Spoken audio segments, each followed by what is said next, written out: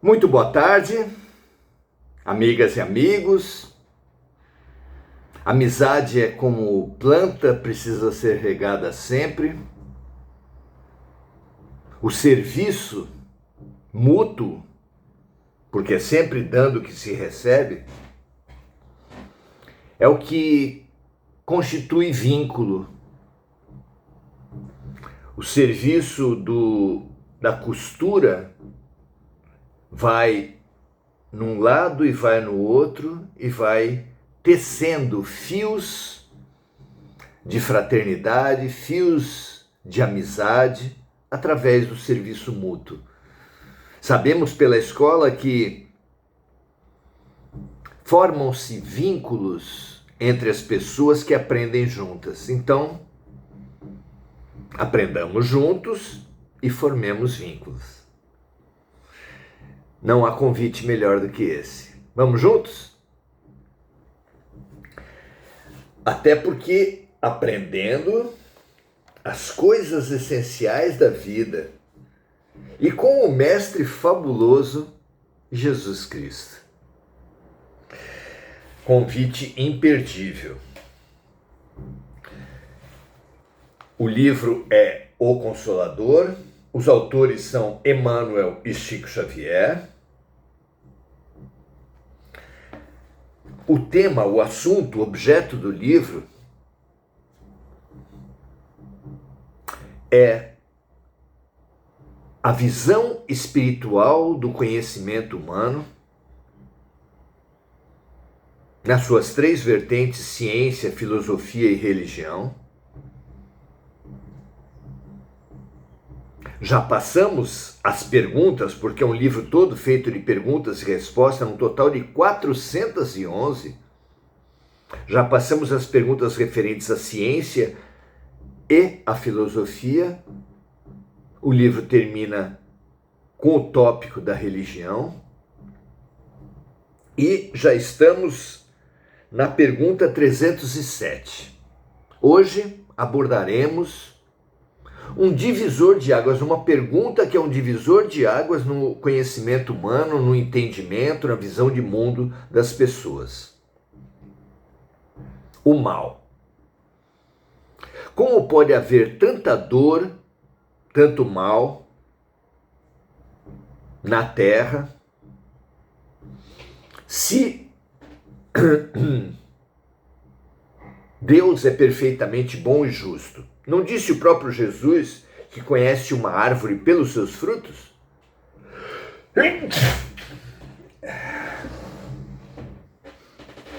Se a árvore, Deus, é perfeitamente boa, justa e amorosa, como pode produzir frutos de dor e de mal? No geral, as pessoas falam que o mal é responsabilidade dos homens.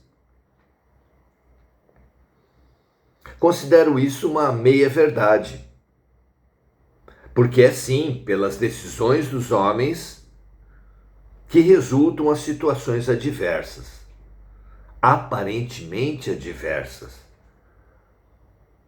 aparentemente contrárias, porque não existe adversidade, não existe contrariedade, não existe o mal. O mal é apenas o bem que a nossa visão espiritual, a nossa visão infantil, ainda não consegue abarcar.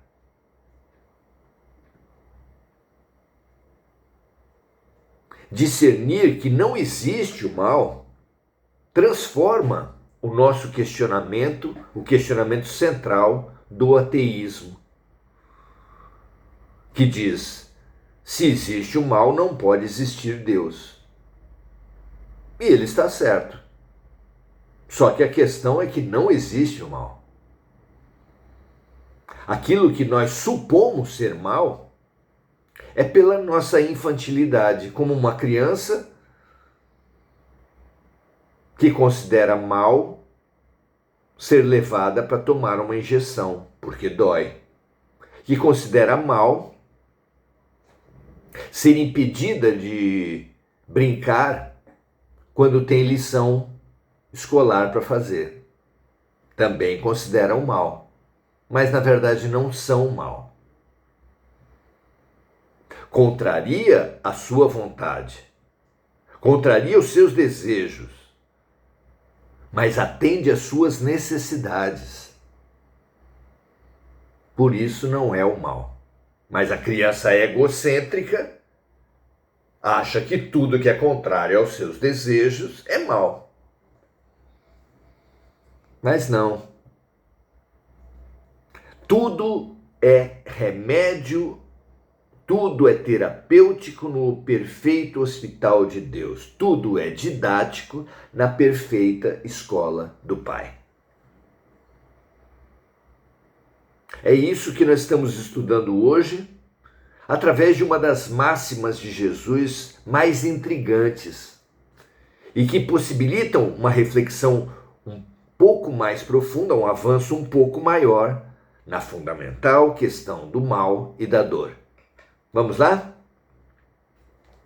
Estamos hoje na questão 307 de O Consolador e a pergunta levada a Emmanuel é a seguinte: porque disse Jesus que o escândalo é necessário, mas ai daquele por quem o escândalo vier? O que quer dizer isso? Vamos ver a resposta de Emmanuel e fazemos os nossos comentários, e vocês fazem o de vocês nos comentários da live, e a gente depois pega esses comentários e reflete de novo com eles, tá bom? Combinado assim?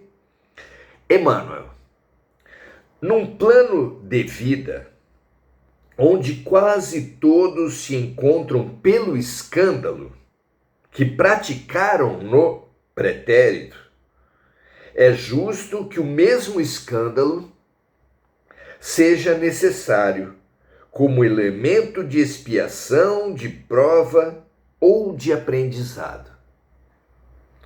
Porque aos homens falta ainda aquele amor que cobre a multidão dos pecados.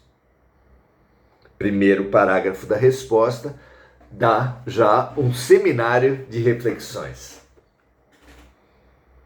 Então, a alternativa pedagógica, a primeira ferramenta pedagógica do mestre, a primeira ferramenta pedagógica da escola de Deus é o amor. Deus é amor. É o amor que cobre a multidão dos pecados. Mas Deus nos ama em liberdade. Esse pseudo-amor que aprisiona, então a pessoa diz que ama passarinhos e coloca em gaiolas. Isso não é amor. A pessoa diz que ama um cônjuge e forma em torno desse cônjuge uma cadeia de controles e manipulações em nome do amor. Claro que não é amor. A ponto de matar esse cônjuge se ele quiser sair da relação. Evidentemente isso não é amor, não é? Amor pressupõe a liberdade. Ninguém que ama filhos e quer que esses filhos tenham a sua ideologia, a sua religião, a sua opção sexual, torçam para o seu time, deveria chamar isso de amor. O amor pressupõe a liberdade. E Deus, que é amor, no seu estágio mais puro, nos ama a todos em liberdade. E quem dá liberdade de acertar ou de errar, claro. Quando erramos, porém, Deus, diferentemente dos nossos sistemas educativos, pedagógicos, regenerativos, essas palavras bonitas que colocamos nos nossos sistemas repressores, nos oferece oportunidades de resgate pelo amor.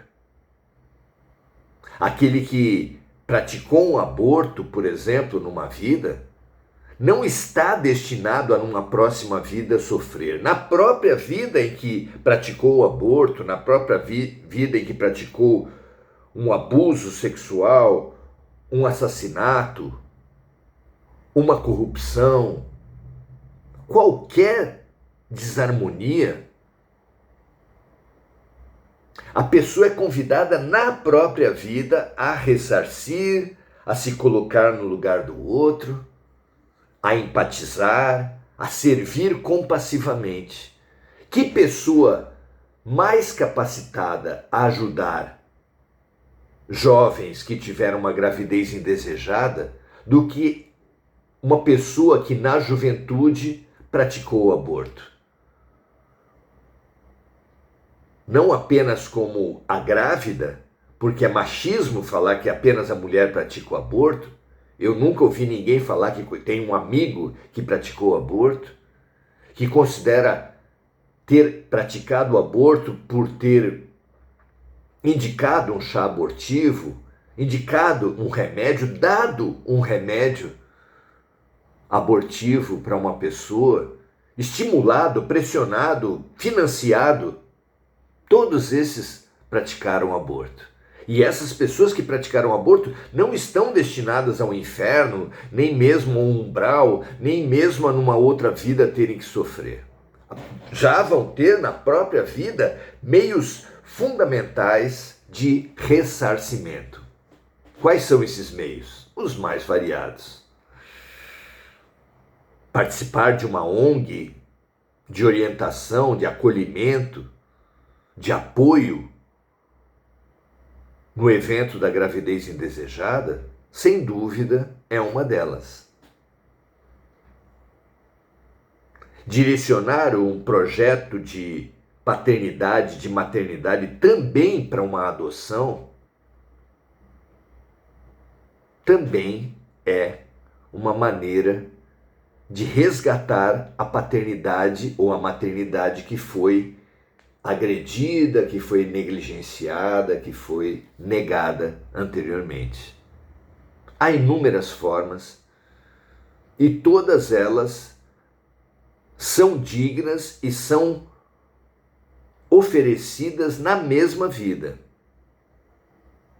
a ponto de limpar completamente o campo energético daquele que cometeu o erro.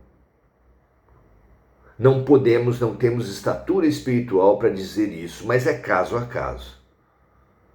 Há pessoas que se entregam com tanta vontade, com tanta energia, com tanta compaixão a um serviço, que o avanço delas é inquestionavelmente enorme.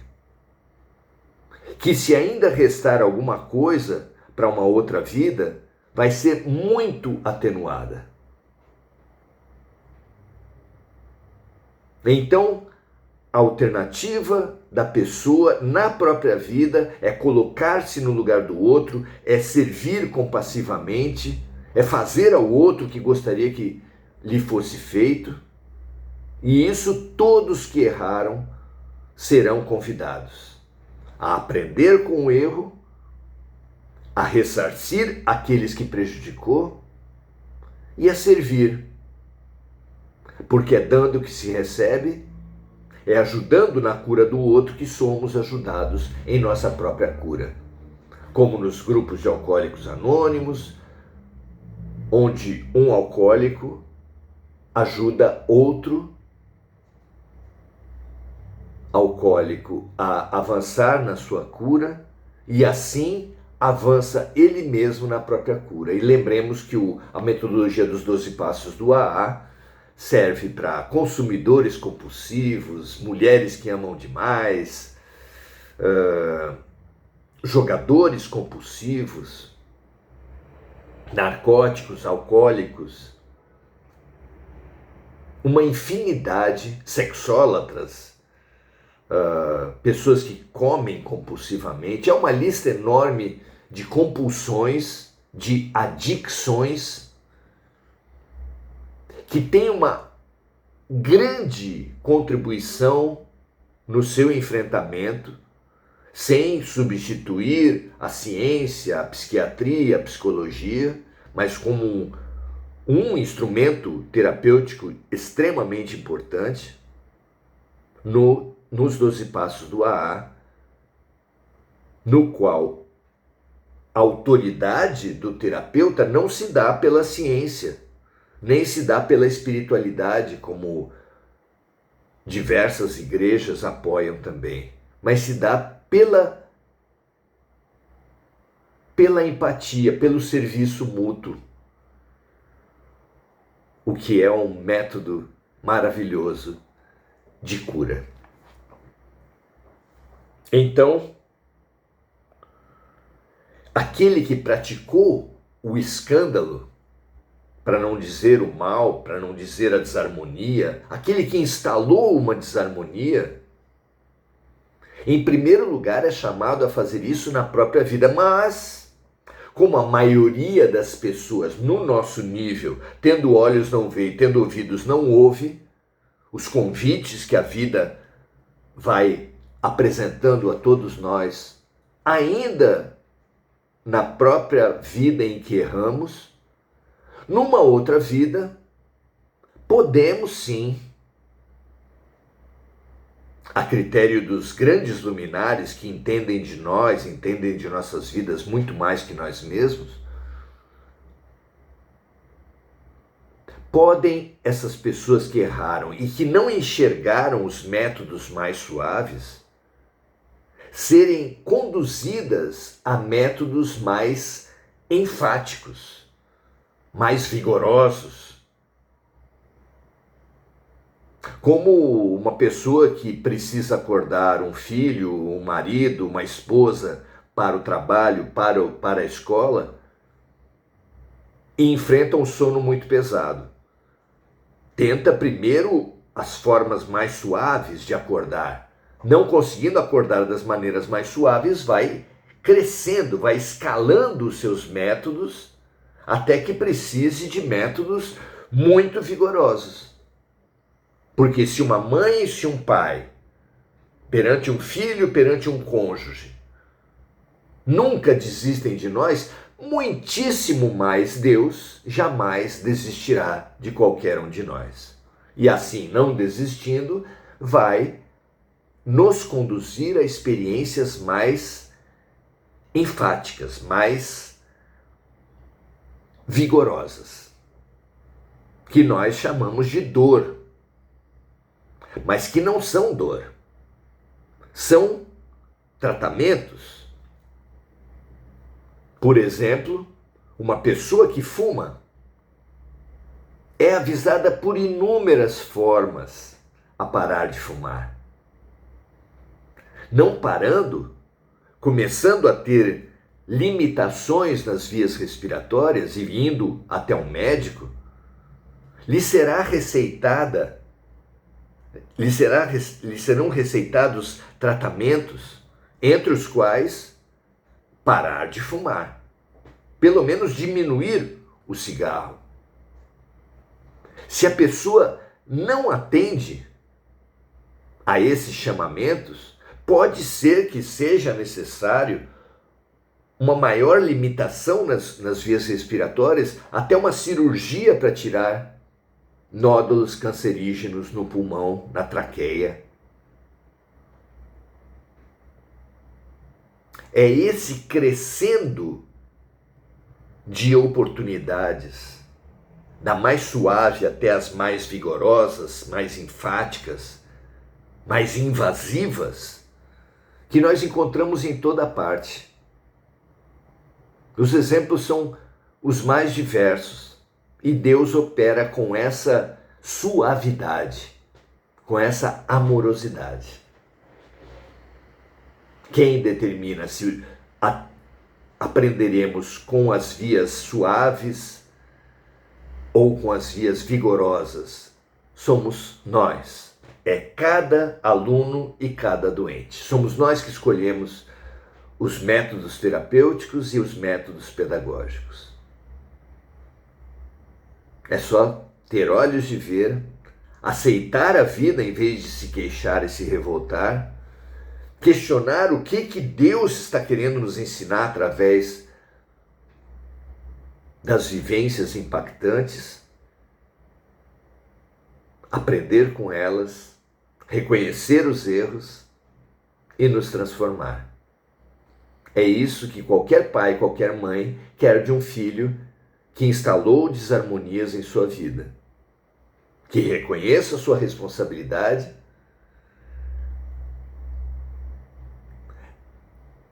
ressarça aqueles que prejudicou e aceite as pedagogias que a vida lhe trouxer, as terapias que a vida lhe trouxer. Então, num plano de vida onde quase todos se encontram pelo escândalo que praticaram no pretérito, é justo que o mesmo escândalo seja necessário. Porque nós erramos, nos fechamos às alternativas mais suaves, só deixamos aos professores e aos médicos do grande hospital, da grande escola, os métodos mais vigorosos. De forma que aquele homem que oprimiu mulheres numa vida pode ter filhas, pode ter grandes amores no sexo feminino e através das filhas, dos grandes amores, através talvez da sua própria mãe, seja chamado a rever os seus conceitos de pretensa superioridade masculina. Se não aceita esses convites mais suaves do amor, pode ser sim que numa próxima encarnação precise nascer mulher. E não apenas nascer mulher, mas viver situações de opressão à mulher. Para que assim seja convidado a transformar os seus valores. Mas não se trata de punição de Deus.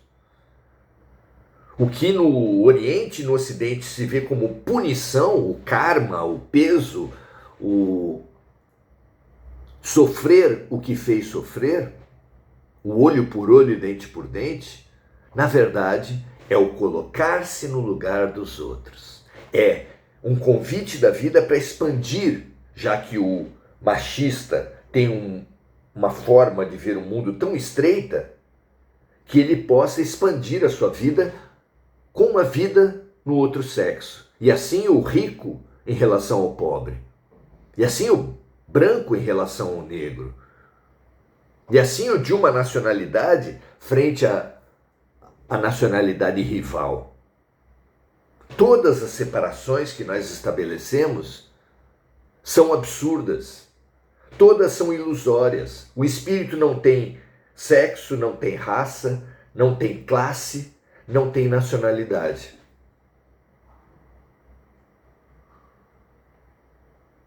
Quem se identifica com a aparência bloqueia a essência e fica paralisado. É preciso que a vida desbloqueie. E ela fará isso pelo amor ou pela dor.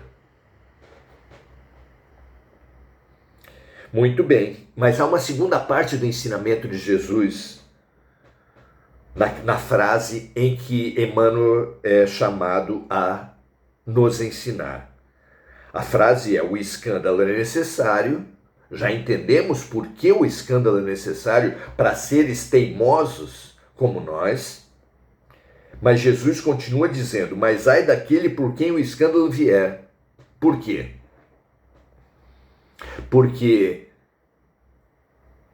aquele que cometeu uma violência numa vida, não aceitou os convites do amor e que na outra vida recebe ele mesmo a violência, alguém pode pensar: ah, então aquele que praticou a violência contra ele está lhe fazendo bem.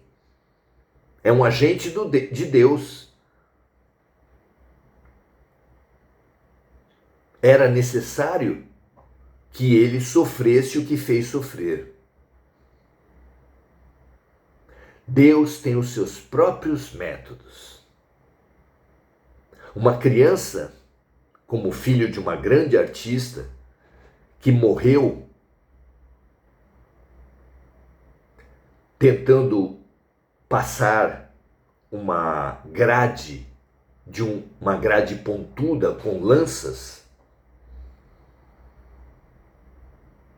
pode ter sido em outras vidas um conquistador, torturador dos vencidos, que praticava o empalamento daqueles que ele venceu na guerra.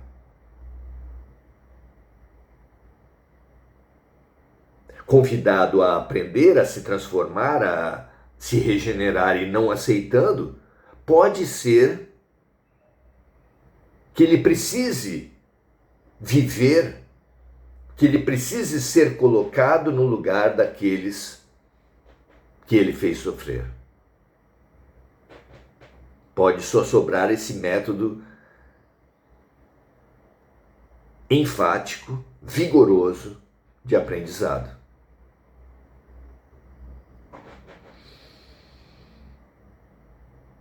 Então, as palavras do ensinamento do Mestre ajustam-se, portanto, assim termina Emmanuel, de maneira perfeita à situação dos encarnados no mundo, sendo lastimáveis os que não vigiam por se tornarem, desse modo, instrumentos de tentação nas suas quedas constantes, através dos longos caminhos.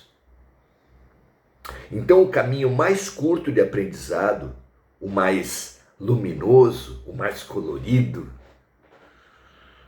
é o caminho do amor.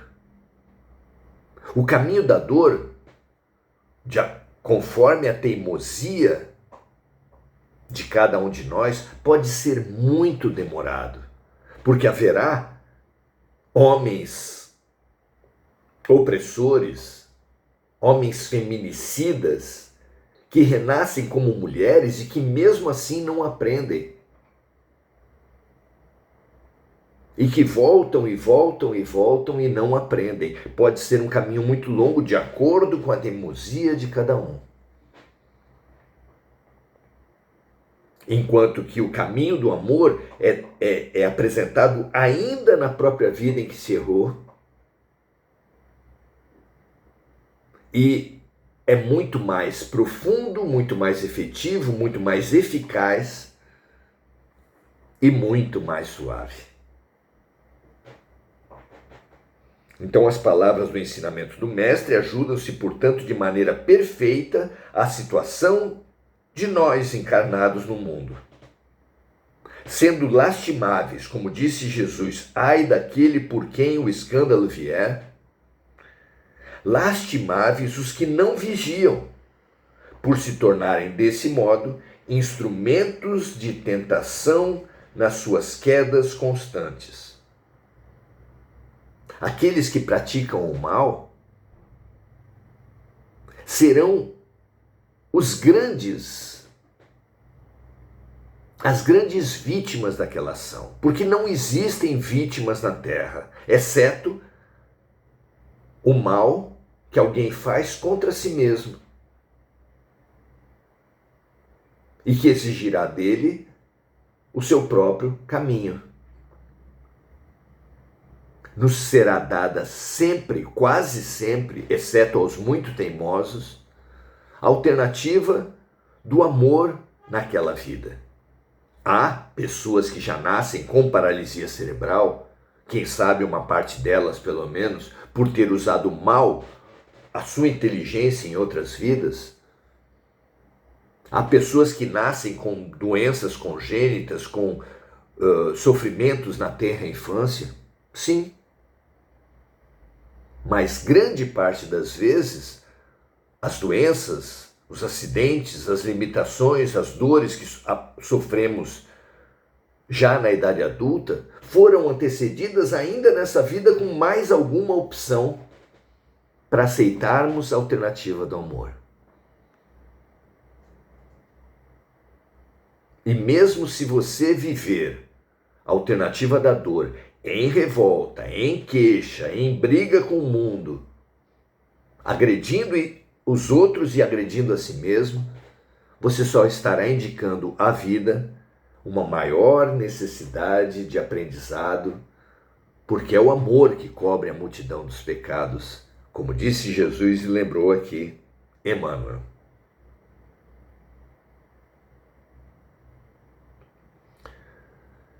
Quem faz o caminho é o caminhante. Quem escolhe a terapêutica é o doente. Quem escolhe a dinâmica didática do seu aprendizado é o aluno.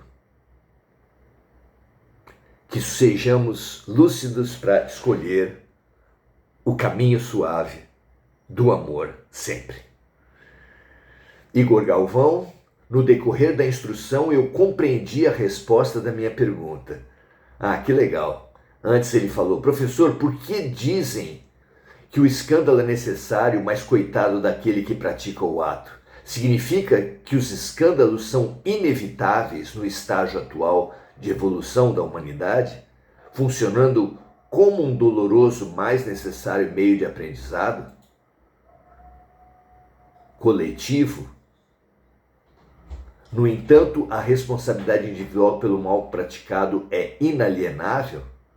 Estaria correto esse pensamento e o porquê uma pessoa tem que vir a cometer um ato, digamos, banal, e aquele que sofreu seria também o seu aprendizado? Então, ninguém encarna na Terra com o papel de cometer um crime, de fazer algo de errado.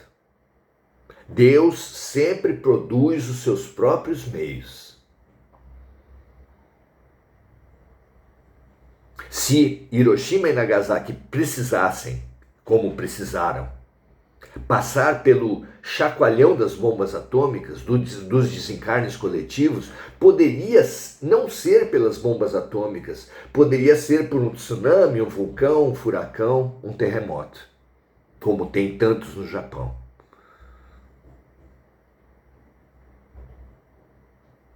Foi aquela energia da necessidade de passar por isso que permitiu que aquela bomba atômica estourasse ali. Mas os americanos não vieram com a missão de estourar uma bomba atômica sobre uma população civil, uma população inocente. Claro que não. Não é? Muito legal, Igor. Andréa Santos dando seu boa noite, Diana Costa dando seu boa noite, Marco Aurélio Trindade também. Igor Galvão saudando a sua vinda, nós saudamos também. Rose Lanziotti, boa noite. Suzana Sasaki, dando seu boa noite. Adelaide Dias. Enir vibrando pela Mônica Silva, nossa amiga. Deixa eu colocar aqui porque a bateria está esgotando.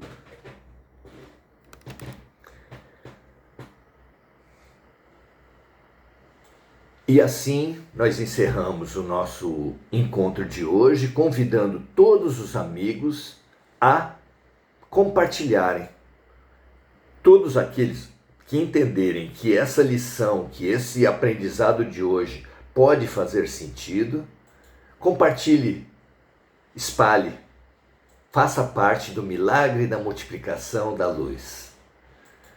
Um grande abraço a todos. Amanhã continuaremos nossos estudos. Venha conosco, faça parte. Um grande abraço, até amanhã.